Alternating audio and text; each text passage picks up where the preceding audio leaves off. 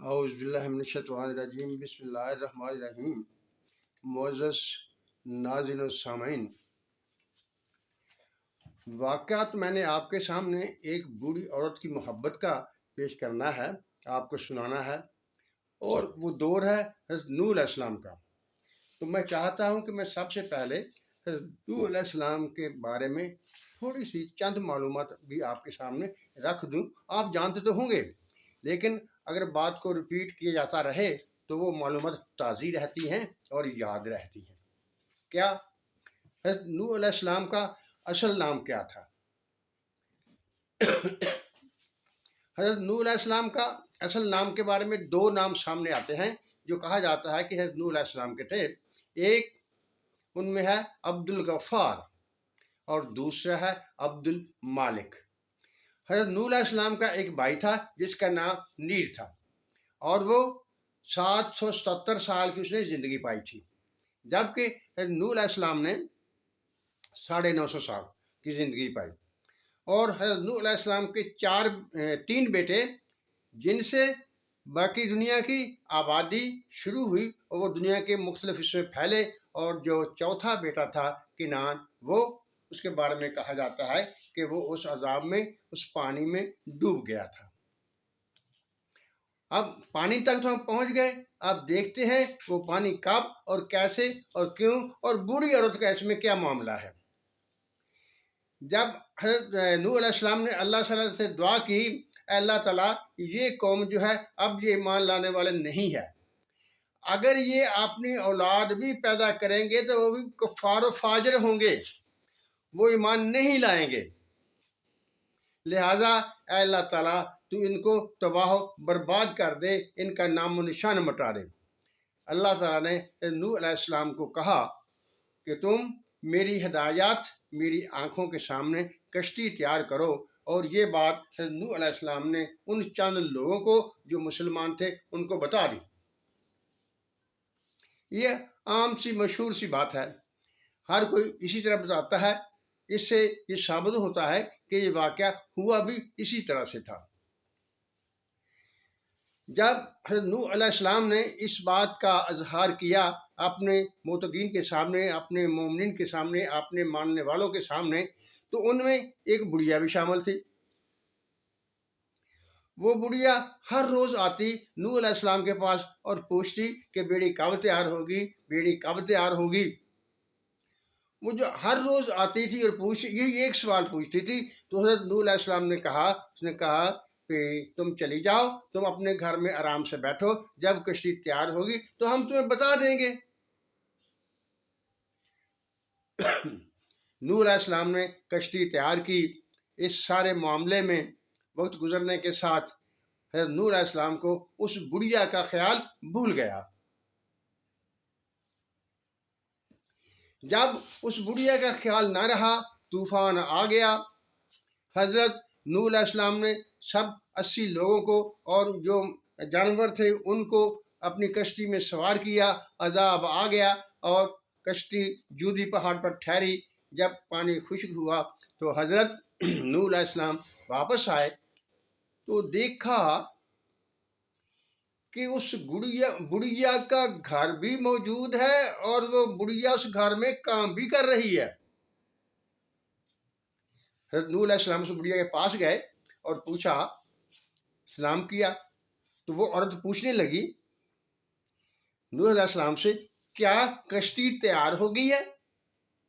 آپ دیکھیے، اللہ تعالیٰ کا عذاب آ گیا، سب کچھ ختم ہو گیا، کچھ نہ باقی بچا، لیکن اس بڑھیا کو کوئی گرد نہ پہنچی، اسے عذاب کا پتہ بھی نہ چلا۔ اب ہمارا دماغ کیا کہتا ہے، ہمارا دماغ اس ذہن میں کیا سوچتا ہے؟ دیکھیے، اللہ تعالیٰ نے قرآن شریف میں کہا ہے، وہ لوگ جو ایمان لائے اور نیک عمل کیے، وَأَخْبَتُوا عَلَىٰ رَبِّهِمْ، اور اس قدر اس مقام تک اتنی شدت سے اللہ سے محبت کی کہ انہیں اور کچھ یاد نہ رہا۔ यही हालत उस बुढ़िया की थी।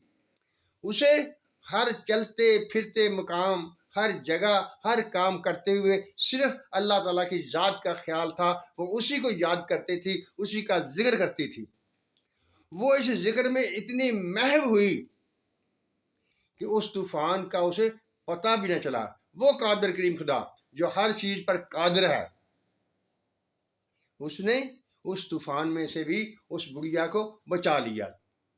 ये किसका नतीजा था? उसी मोहब्बत का नतीजा था। अखबतु अला रब्बिहिम, वो अपने रब से इतनी मोहब्बत करते हैं कि उन्हें और कुछ याद नहीं रहता। अखबतु के बहुत से मानी हैं, लेकिन ज़्यादातर ये इन्हीं मानों में इस्तेमाल होता है। आप पूछेंगे क्या इस बात का कुरान शरीफ में कहीं और भी जिक्र है? हाँ, मौजूद है। कहाँ? हज़रत उज़ैर अलैहिस्सलाम के वाक़े में।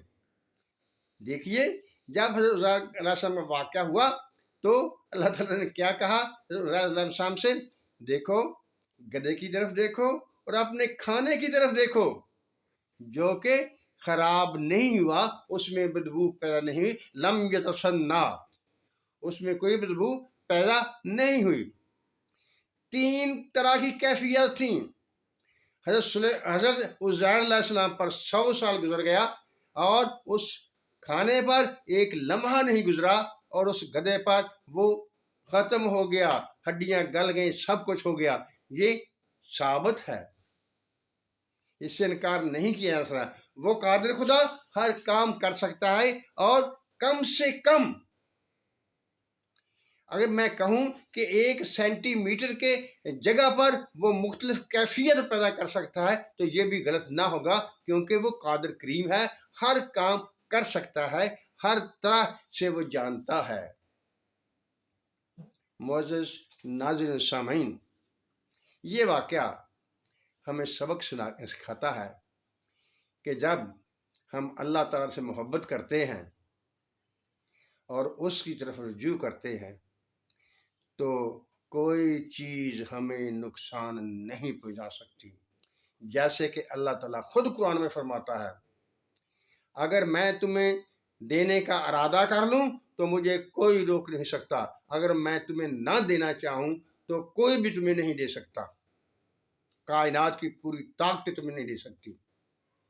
मोअज़्ज़ज़ नाज़रीन सामीन, कुरान में जितने भी वाक़या बयान हुए हैं, उनका कुछ न कुछ मकसद होता है। ये वाक़या जो मैंने आपके सामने पेश किया, इसका भी मकसद था कि खुदा ताला से जितनी मोहब्बत की जाए उतनी ही कम है। उसकी अंबिया की ताज़ीम की जाए और खुदा से मोहब्बत का इजहार उसकी इबादत के ज़रिए से किया जाए। मुअज़्ज़ज़ नाज़रीन सामीन, ये थी बात जो मैंने आपके सामने रखी।